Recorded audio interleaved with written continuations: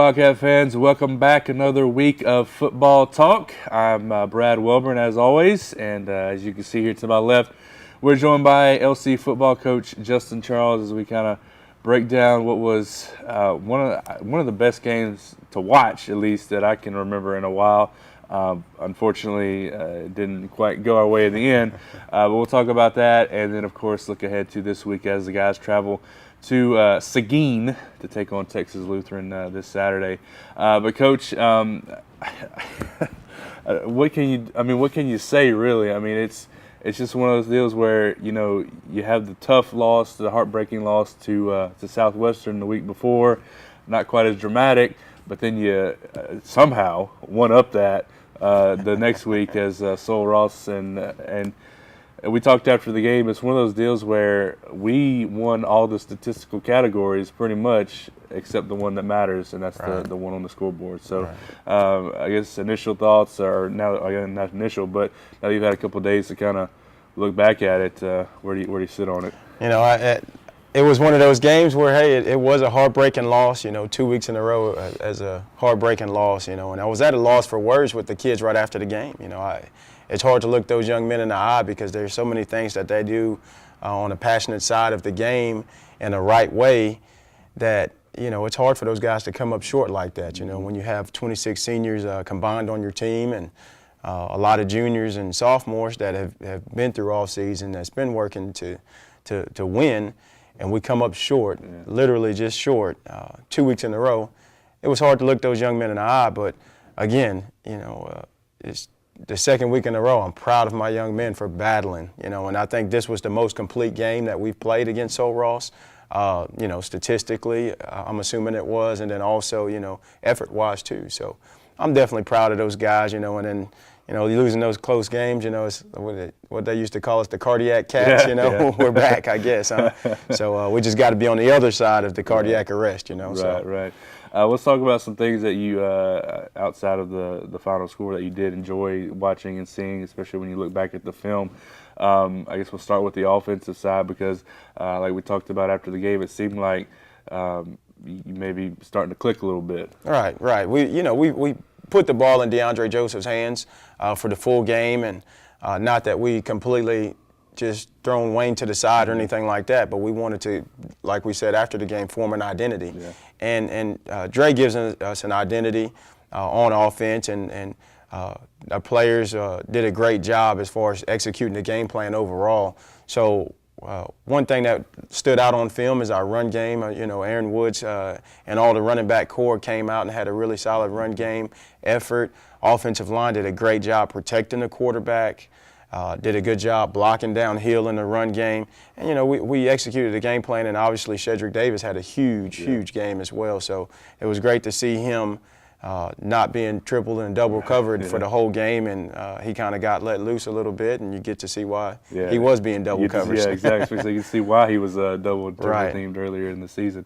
And that's not to say anything, but Sol Ross was number 3 in the conference as far as defense is concerned coming into that game. So to kind of find your footing a little bit against one of the top tier defenses, I mean, it's got to give you some confidence going forward. Yeah, our offense has great confidence, and not that they didn't have it before, but this gives them a little bit more confidence boost as far as looking ahead. And in this week, we've got a tough opponent again this week. We can't drop our mouthpiece in this conference and expect to just go out there and have an easy victory. But our offense is very prepared. We've forming an identity, and we're looking forward to this week especially. Talk a little bit about the defensive performance against Sol Ross. We talked about it, dual threat quarterback guy, top tier receiver guy, and they were able to make a few plays here and there, but for the most part, it seemed like defense kind of controlled them throughout the majority of the game at least. Yeah, we feel we controlled those guys, except for we didn't do one thing that's one of our goals for this year is to limit the big play, and in certain situations we cannot give up a big play. We had a huge missed tackle early or midway through the third quarter, which allowed those guys to to get some momentum back because we had just gained the momentum in the game. Right. And, you know, they come back and pop a huge play on us, and that just swings the momentum back and forth. And with a team like that, we can't give them momentum, you know, so we've got to execute throughout the game. But I thought we did a fairly good job as far as controlling James Davis, their quarterback. We did a fairly good job as far as maintaining him and trying to seize what he does best. And you know, Byron Jones, that receiver, I think Willie Smith did a tremendous job against him because they've been battling for 3 years. You know, that's what Byron said after the game. He said, "Coach, you guys we've been going at it 1 versus 16 for 3 years now, and it's a bittersweet, but you know, Byron's a great receiver, and I know Willie did a great job. He's always up for the challenge." Yeah, and then real quick before we move on to Texas Lutheran, wanted to give you a quick second. I know we've talked about him the past couple of weeks, but Shea got some national recognition, D3 Team of the Week for his 9 catches, 189 yards, and 2 touchdowns. So, I mean, what more can you say about the guy? Just like you said, a great teammate, a great receiver, and just he's kind of getting some recognition that I think he deserves for sure. Yeah, he's a great teammate. You know, he goes out there to practice every day and works very, very hard. His effort's always there, and we're just glad that he's now coming into fruition this season and building some confidence. You know, going into the game, we knew he's one of our key guys on the field, and so we tried to get the ball in his hands early, which built his confidence for the rest of the game. And so that's what we did, and obviously that showed throughout the stats and throughout the game that he's a force to reckon with in this conference, and I think he may be, in my opinion, he's the best receiver in this conference. And just so you guys, if you want to do a little homework on your own, go look at his stats from just the third quarter. I'll just leave that there. Just trust me. It's wow. All right, well, let's move on to Texas Lutheran. This week, you guys back on the road to Seguin to play the Bulldogs, a team that we had a pretty good run at last year. 58-28 was the final score here, but headed to their place, a new team. And I know for at least one guy, and I haven't looked at the roster, but the guy that's been sort of the thorn in the defensive side the past couple of years, the running back, he graduated last year. He's gone. So you don't have to worry about him. Gone. But the very good defensive front, especially against the run. They're a run-based team. So what else can you tell us about Texas Lutheran? Texas Lutheran, they're a very, very physical team. They do a good job as far as getting the ball into their playmakers' hands in that aspect, and on the defensive side of the ball, they're a sound team. They line up and they do what they're supposed to do, and try to execute their game plan in the way that they can. And I think they do specific things versus certain teams to try to limit what you can do against them.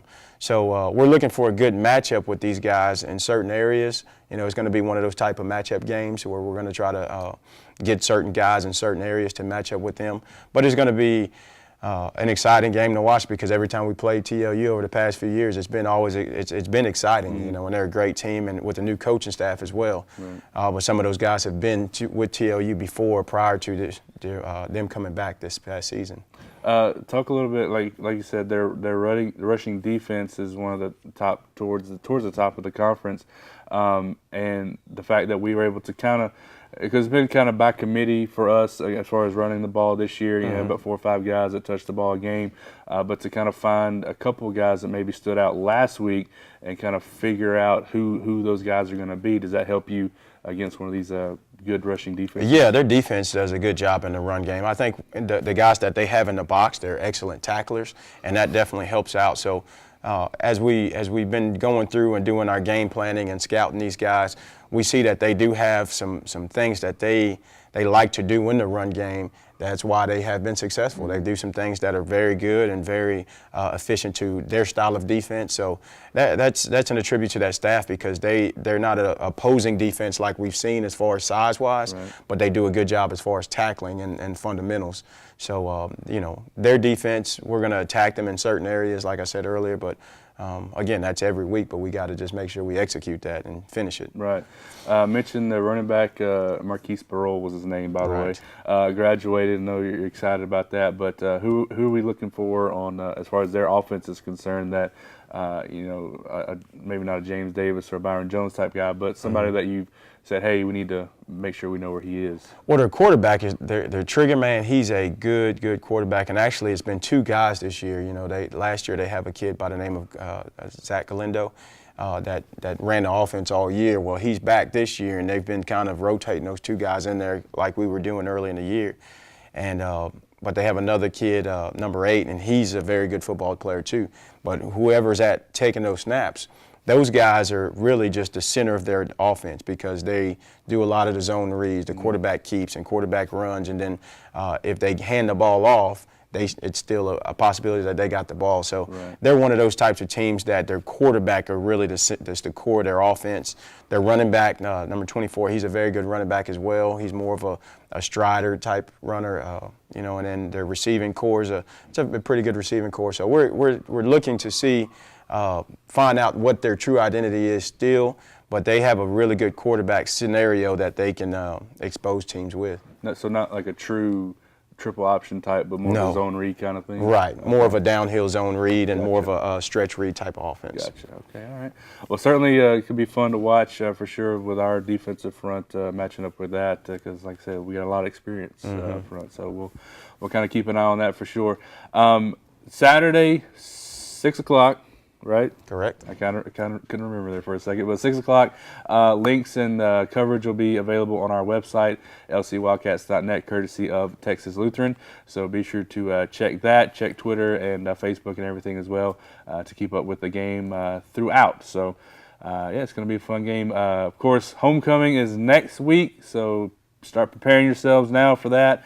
The game also this week and next week will be on the radio. Rich Dupree will be bringing you the play-by-play, 104.3 The Bridge. If you want to listen on the web or on the over-the-air waves, you can do that as well. And actually, I'll be there on Saturday, so I get to join Rich. It'll be fun. So very cool. Appreciate you guys so much for watching. Coach, thanks for joining me. I'm Brad Welburn, and we'll see you next week.